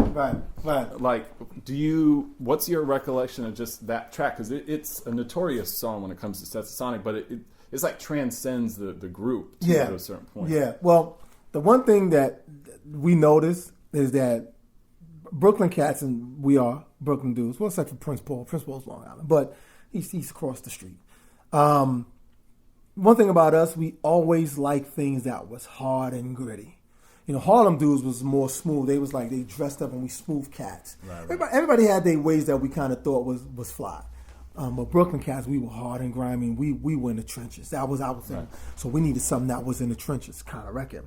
When Go Stetsa come on, we don't know why people lose their mind, but when that's played in the Latin Quarters or Union Square or any club, people lose their minds, and that draws people together. Yes. The one thing about Go Stetsa is when it draws those people together, please tuck your chain in. Right. Tuck your chain in, because back then they didn't beat you up to take your chain or whatever they take. They watched you while you dance, and they dance around you. Right. You never realized it got snatched. Oh, wow. Right. That was the routine. I don't want to give people the impression that, the way they see things today, go in clubs and stick up and shoot people. That wasn't there. It was like, there's the record, everybody's dancing, somebody singing, swinging, It's up in the air. It's up in the air. Right. And because you danced so much, you don't have a clue that it just got snatched. That was the routine. Right. So you never knew who snatched your chain. It was just one of those records that got people in a frenzy and you're about to get victed. So it wasn't like it came on, this is the record, stick up time. It wasn't that kind of record. Right. It was a record that got everybody in a position, and once everybody was dancing, girls too. Right, sure. You know what I'm saying? Girls. It's a hype record. Exactly. That's what it's designed for, exactly. Right? And Brooklyn cats always knew, and they were the ones doing the robbing. They always knew, there's our record, because in the record, because we say, go Brooklyn, and Brooklyn guys is in there like, and they watching. They don't start taking chains immediately. The record is 4 minutes, 5 minutes long. Right. So they got 4 minutes or 2 minutes, and plus it was longer than that because the DJ used to cut it up. Right. So they just walked the room and just, who I'm gonna evict. Who's chain is swinging, and and it was that kind of record. And would you see that with the live when you would perform it live as well? Oh yeah, we would always see it, and we excuse me, ladies and gentlemen. The reason why we never said nothing because it was our people from Brooklyn, and we knew it was, and we didn't want no problems ourselves. Right. So we just said, forget it. Also, 50 Cent was another guy that used to do it too. Really? Not the rapper 50 yes, Cent. The other 50 Cent. Other 50 Cent. Right. Used to hang out with them Strong Island dudes, Long Island, Rakim and them dudes, man. Like, right. 50 of them used to, well, let's just say he was the truth, the way people. He was one of them wild dudes too. It's like, when that record came on, they knew like it was time. Right. You know what I'm saying? What's when the Go Brooklyn, which is also, a classic part of the Stet catalog, where did that vocal thing come from? The actual, with the people chanting it, saying it. Was that something because the origins of that sample, was that something that you guys had created? We created that. Yeah, it's been sampled a million times that's since. Us. That's us on the record. What we did was, back in the days, we used to record I don't know if I should say this. Well, I could share the secret now because nobody play live drums no more today. Everybody's using machines and their computers, so I could share the secret. Back in the days, the reason why Go Stetsa or This Is It Y'all or No BS Allowed or any of those records, the drums sound big. Yeah. Or even Showtime on the Info Get album, the Showtime and all that stuff. Yes. The reason why those drums, or in my song, all those songs with the live drums, the reason why they sound big was because we used to record our stuff at Calliope Studios. Calliope Studios was a studio on 37th Street, I think 6th Avenue, if I can remember. And in the studio, in the booth, there's a bathroom right next to the booth. So let's say like that's the booth, that's the bathroom. Right.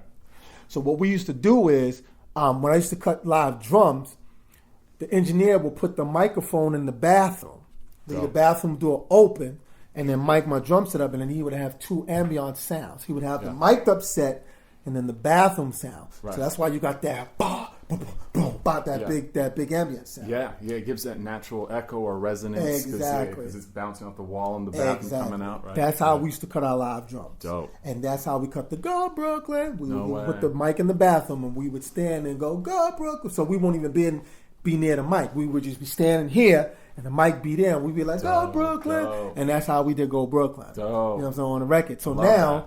Now everybody sampled it, from Mary J. Blige to LL Cool J to you name them. They all sampled it. Yeah, it's classic. Yeah, and now it's being played in Brooklyn Arena. Yes, at the Barclays. Yeah. So when they do it, they go, Brooklyn, so you hear us. So it's Stetsasonic. Yeah, exactly. That's incredible. So we contribute a lot. We have fun finding ways to create, being different with our records. And I'll share another secret with you about Go Stetsa. Go Stetsa is not really a made up beat. Go Stetsa is in Preach the President. Okay, yes. Nobody knew that. So how was it being used? It sounds different because it's been recorded live. Right. And Preach the President is more thin. It goes boom, bap, boom, stop, boom, boom. That's it. Go Stetsa is ba, ba, boom, boom, ba, boom. It's played bigger. Yeah. And we used it differently than in Preach the President. We figured, why do what Marley Marl did? Because Marley Marl was a genius at doing that, taking a kick and snare and create that. That's bridge. Yes. All Marley did was sample the kick and snare and Preach the President. Yeah. And replay it. We didn't want it to sound like that. We said everybody sampled and Preach the President. How are we gonna make this beat sound different? Right.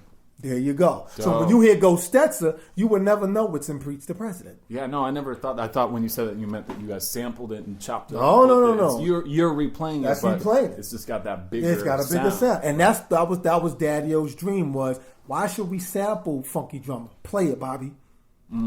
Yes.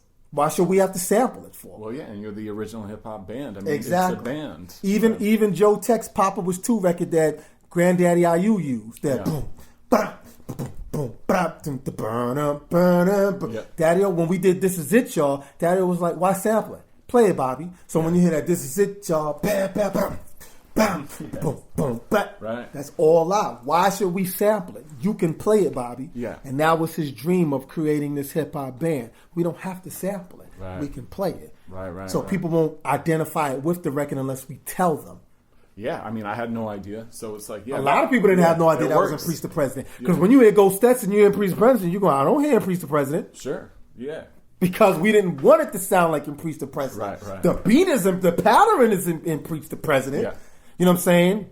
The only thing that's not, that you know, what make it not Increase the President is that I don't go, stop, boom, boom, bop, boom, stop. I don't do that. I just go, boom, boom, bop, boom, boom. Yeah. And then we put the Tom Jones bam, bam. Yes. We put that in there. Crucial element to it, too. Just made it like, you know. So, and that was our creative mind of creating our own distinctive sound. That's what made us different. So I'd love to go show you this, too, before we close. This is the set list from our show in 2008 at the Knitting Factory. Wow. And I wanted to see how reflective that was of how the old Stetsasonic live show would be. I kept this from the show. It was taped on the ground or taped on the monitor or something like that. Oh, this is the original This is how the run of the night went when we played the show. So starting with... This was written out then? Yeah, this is probably... I don't know if this is your handwriting or someone in the... Yo, this is crazy. Yeah, this was the original written from someone in the group in Stetsasonic. I assumed it was written by you or by maybe No, Daddy this O. is Daddy O's handwriting, is it? Is it? Because it's a pretty precise, set list. I've seen many set lists in my life. You need to put this in a something. I need to frame it. I've had it in a little book for a long time. This is Daddy O's handwriting. Yeah, this is set up. Well, okay, I'm sorry. What was the question you asked again? I just wanted to see, because obviously, it's introducing, everyone has their own intro. Right. It's an ensemble group, and then it goes into the set. I wanted to see, how reflective this was as to in the late 80s, early 90s performances of Stetsasonic. Would you run the show the same way? No. Can you kind of break it down, what you're looking at? Well, looking at this show, I remember when we did this show, we definitely wanted to, again, like I said, when we do our shows, we try to change it so that people won't say, oh, I saw them do that show already. That's what makes... We want to make people to come see us at all time because we change the show up. The last show we just recently did, we did self-destruction. Dope. And the reason why we can do self-destruction is because everybody from Stetsasonic is on the record. That's right, yeah. Everybody. So we can do it like if it's our record. Right. Where Fuquan can do, Heavy D, deep in the heart of the matter, he could do his part, and Daddy O can do straight from the mouth for Wise and Daddy O. They can do their part, and the Delight can do is pop, pop, pop, one and shout. Yes. So we do it in the show. Right. That's so dope. This set, and it's different now. So you want me to compare this set to how I was set in the past? Yeah. Well, I set in the past was a lot more different. It was a different time, and back then we used to love other people's records. Nice, yeah. And we would, because that's what we did in hip hop. Right. If somebody had a crazy record, we would use it in our show. Right. And back in the days, we used to use Mantronic's record. Remember the group Mantronic? Of course. They had this record that Prince Paul used to scratch up all the time, and it was this beat. It was and we used to intro our show to it. It was crazy. So. But comparing to our shows in the past to this show, we've upgraded a little since then. Because we were able to do more songs in these shows than our shows in the past. Right, because this was this particular set list that we're looking at. It was a pretty stacked bill, so there was a lot of other people performing on the show. Right. I mean, I even have the flyer. I mean, right. Stetsasonic was the headliner, but I mean, there was people on the stairs perform. Mike G and Sammy B from the Jungle Brothers. Right. Zimbabwe Legit play. YZ. Just Ice was on the bill. Yeah. I mean, it was, we even did this fastest rapper contest with Dynasty and Ecstasy from Houdini. Yeah. Classic show, October 25th, 2008. Yep. So, it's we were able to stretch out more with this show than the show in the past. We kind of stuck with the main hits in the past. We made sure we did Sally. We made sure we did Talking All That Jazz. We actually did DBC, Let the Music Play. Yes. In our show back in the days because it was the B-side to Sally. So and that was a huge record. Yeah. And then close with Go Stetsa. Is that how you usually close your shows? No. Back in the days when we was out with Public Enemy, and then we opened up to Go Stetsa. Dope. Yeah, we opened up because we would do the Mantronic beat. And then guys would come out one by one, then they would do a routine, and then they would do oh man, how was our show back then? We would do a routine, and then they would say something, dun dun dun dun dun dun, break, then we go on to Go Stetsa. So yeah, we would do Go Stetsa.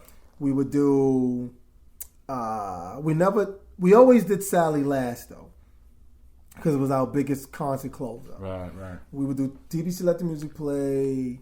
We do Talking All That Jazz. We would do Africa. We always did Africa because it was we had concerts for us back then. We always did. And that too was an extremely popular record. Right. And then we would do Faye, which from the On Fire album, which gave Wise and Daddy-O to do their thing for a moment. And then we would close with Sally. So compare this show to our show in the past. The only thing that we did different, because this was a New York show, we closed with Go Stetsa because we knew Brooklyn was going to be in the building. Yes.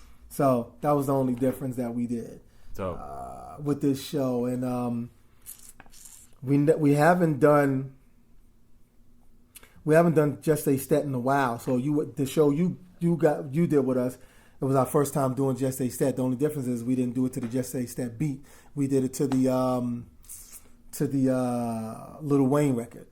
Oh, really? Oh, okay. Yeah, we did it to the Lil Wayne record. So yeah, wow. Well, it's amazing. That was an incredible show, and yeah, I mean, Stetsasonic, man, one of my most favorite groups since the first time I ever heard them. Man, it's just always been a pleasure to work with you on joints too. You know, we appreciate the fact that you even reached out to us, man. And again, like I said to you before, some promoters a lot of promoters actually they do want us. The only problem is that you and maybe a few other promoters were really into what we were and what we were doing as a band, and you didn't want to shrink that. So no, it has to retain the original vision. It has to be the way that you guys need it to do. Exactly. Like you said, I could never envision a Stetsasonic live performance being this sort of what's referred to as a track show, where you're basically going off of a beat, off of an instrumental, off of a CD, or back in the day it would be a DAT or whatever. Right. It has to have, you have to be, Bobby Simmons has to be on the drums. You know, DBC has to be there. I mean, it has to be like, and Paul. Yeah. You know, there has to be that core element at play. Yeah. And the vocalists. Yeah, you know, exactly. The ensemble of different voices too. It has to all commingle. It's a band for a reason. Exactly. So I mean, we appreciate it. We appreciate the fact, and you and I have been in contact off and on. We make sure that we stay in contact, and we appreciate it. And we appreciate anybody that want to see us to continue to go forth in what we do. And again, like I said, we pop up in spurts. And the thing that worked for us is we haven't burned our bridges with the market audience. So the audience will be able to say, "Oh, I never got to catch them." So you can always count on us doing a show. And people coming because they say, I never got to see them. Right. So we're lucky that we haven't burnt ourselves out. Where we're one of those groups that you'll catch us when you catch us. Yeah, I mean, it's definitely a special occasion. If people have a chance to see them, I would definitely recommend that. Right. And really quickly, though, tell me, so you're back on, you have a show again. You're hosting a show. So yeah, we got a show coming up on June 17th. In Philadelphia. Right. And what's the video show that you're hosting too? Because you seem like very active with that. I'm doing I'm back to, it's not even a video show, it's more of a talk show where I actually gather up not just music acts, but actors, actresses, have them on my show. A lot of them, again, are my friends, have them come through, talk to them, kind of going in more on the talk show route. Cool. I really like what Jimmy Fallon is doing. I like the talk show route. I like the, what's my man name on PBS? Charlie Rose? No, Tavis Smiley. Yes, I love Tavis Smiley. I like the Tavis Smiley route, and I'm kind of more going in that direction. I'm doing it with FRP, Live.TV. Everybody's getting in on the ground floor on creating apps, and where people can now go to their smart TV, and you can now go to an FRP TV app, and you can watch whatever programs that they produce on their network. So I figure, well, this is the way to get on the ground floor. I actually have a docu-series coming out on Netflix. I think it'll be out in May or June. Okay. It's about rappers who collaborated on records and who did it best. And we talk about each rapper, like Craig Mack, Flavor in Your Ear, or Leaders of New School here. Scenario. Right. We talk about stuff like that. So it's a good, and I'm not the only one on it. There's a lot of other people on it. You got Rampage on it. You got Roxanne Shante on it. Everybody just talking about what's their favorite collab record. And it's a docu-series. It's not just one episode. It's a 30-minute show Then each week we'll talk about a record, you know. Nice. What's it called? It's called docuseries Who Did It Best. Nice, yeah. So I'll let you know. That's I think that comes out in May, end of May, and it's on Netflix. Cool. So the TV thing is pretty cool. I'm enjoying it. I'm getting myself more involved with it because I see what all these cats are doing with these apps. Yeah, and you have that persona, man. You have the voice, you know, you have the charisma, and it's been, you know, you can see with the old videos too, and now because I've been peeping the new stuff too, the more kind of talk show angle, the one-on-one interview style, right. And it's like, yeah, I mean, you bring the guests' energy level up too, because you're, you know, got a lot of energy when you're doing it too, which like is infectious when you're watching it. Yeah, plus I'm a seller, man. I like to sell people's work, whether I'm a fan of it or not. It's my way to bring old school cats on and say, hey, let people know who's new into this, watching it. Get into it, and even a new artist. Like I had Old Wave on my show. He did the Cardi B record about the girl Cardi B chick, and I liked the record, you know. And I wanted to, you know. And he was another one who when he came on my show, he's like, I can't believe I'm being interviewed by Bobby, because he was 12 years old, watching my show. Oh wow! And for him to be on it now, me playing this video, he's like, oh, this is crazy. So it's kind of cool, man, that I can now connect with a new generation and still, you know, have the older generation still appreciate it and share with the new generation. So I'm happy with it, man. I'm real happy. And I'm looking to hopefully do more big things. Again, getting in on the ground floor with this TV and app stuff. Yeah, so we'll see what happens. Cool. Well, thank you so much for your time, my man. No doubt, baby. Thank you so much, man. Yes. My pleasure, man. Yes. I want to thank my guests, Bobby Simmons, the one and only Stetsasonic, the original hip-hop band. Thank you, Bobby. Everyone that's listening too, I want to thank you for tuning in. Please subscribe on iTunes and rate it if you can. Do what you can. Spread the word. Feel free to post it on your website. If you're on Twitter, I'm at TheHouseListPod. So you can retweet that. You can hit me up on Twitter. Repost it. I'm going to post it if you feel like retweeting it or something. I genuinely appreciate it. Yeah, let's just get the word out. This is definitely like a DIY thing. And I'm just trying to spread some cool conversations with folks. So if you're into it, send it to a friend or what have you. You know, I'm so glad I could do this conversation with Bobby. Again, if you feel so inclined, definitely check out his show. He's doing a lot. He's producing a lot. It's on FRP TV. That's FRPlive.tv, the Bobby Simmons Show. Definitely check it out. What else? Well, I mean, I could go on and on about Stetsasonic, their influence on hip hop, and more importantly, just how much I love them as a group. And of course, you know, Prince Paul's outputs. You know, I released an album from Prince Paul. We did that in 2005 called Instrumental. But even, of course, Gravediggers too, I love, and Daddy-O's solo debut I thought was incredible. I love that too. I've just been like pretty much like a fan of everything these guys have done.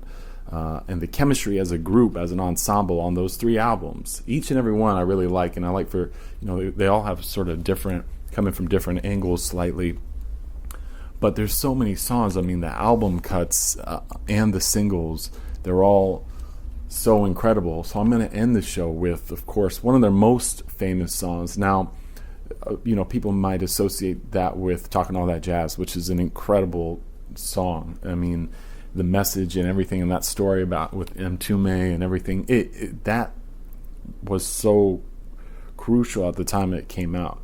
But I have to end the show with Ghost Stetsa, being in Brooklyn, and this song has come up over the years and how notorious it was, infamous it was when it was heard in clubs in New York City.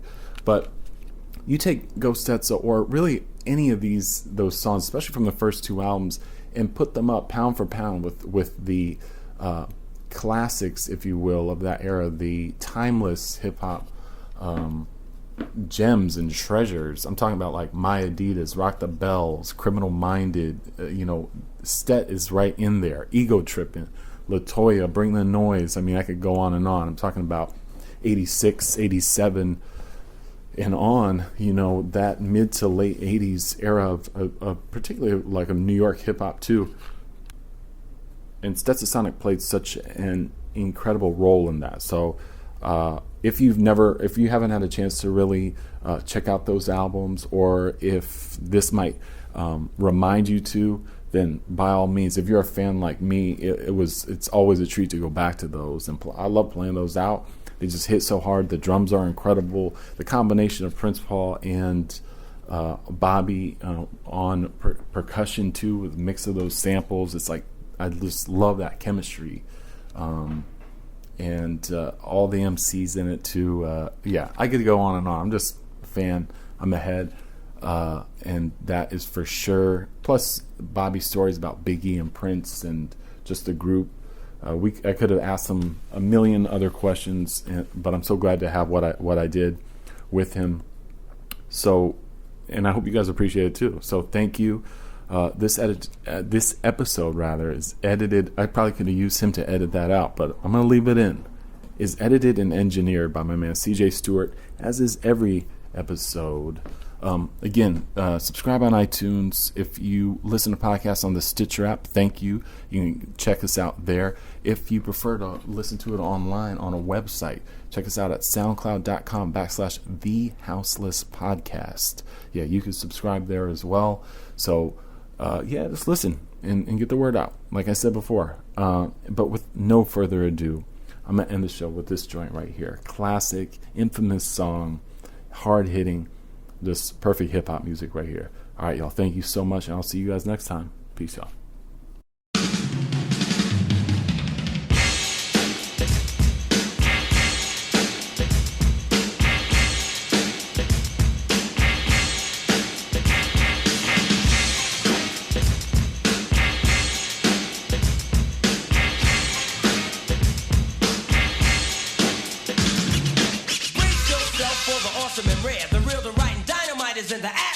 As there's a time and place for everything that's under the sun. This is the time and the place that we have some fun. Now take a sec to check the pedigree of the band that's spelled S-T-E-T. The rhyme-a-rator, D-like the R-O-D. And on the keys, my brother, DBC. Wild Fruit Qual and my DJ Paul. We're putting competition back up against the back of the wall. Me and the band that I just mentioned present to you our new invention. We regulate our Stetsasonic.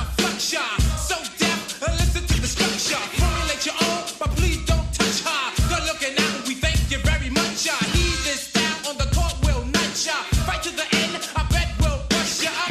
And you bump into a force that creeps. Slowly but surely, enough will defeat you.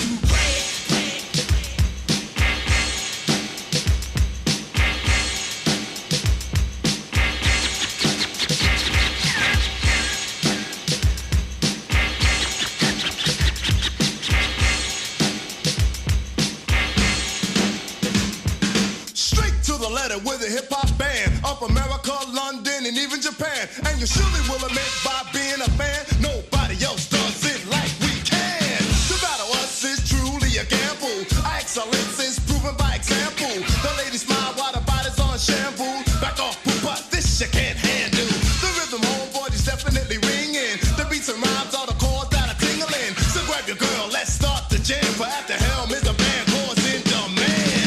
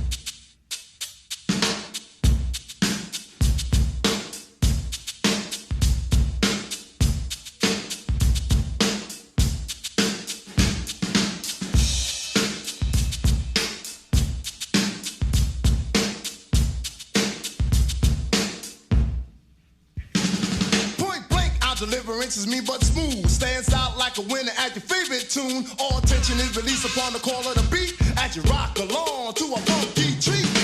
Like a torch, we're keeping you active.